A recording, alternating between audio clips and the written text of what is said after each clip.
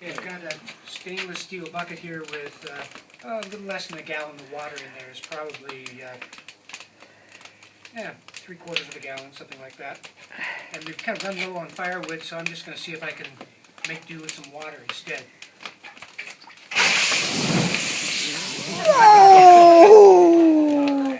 So that's a little demonstration of the power of water in the kiln.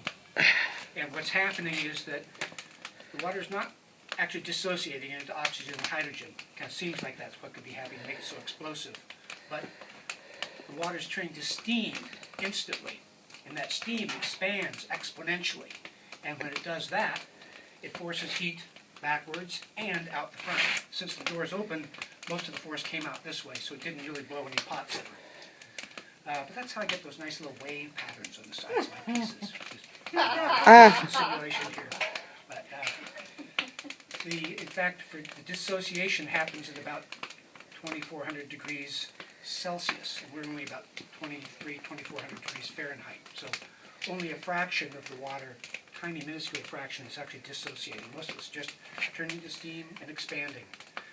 But at a certain stage of the firing, we burn wet wood. After the kiln has reached a certain maximum temperature, then the wet wood, actually, part of that turns to steam and effectively seems to push heat to the back of the kiln.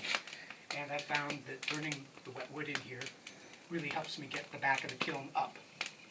And pretty soon we're going to be switching from dry wood to a higher proportion of wet wood to try to move some of our bank of heat at the front further back.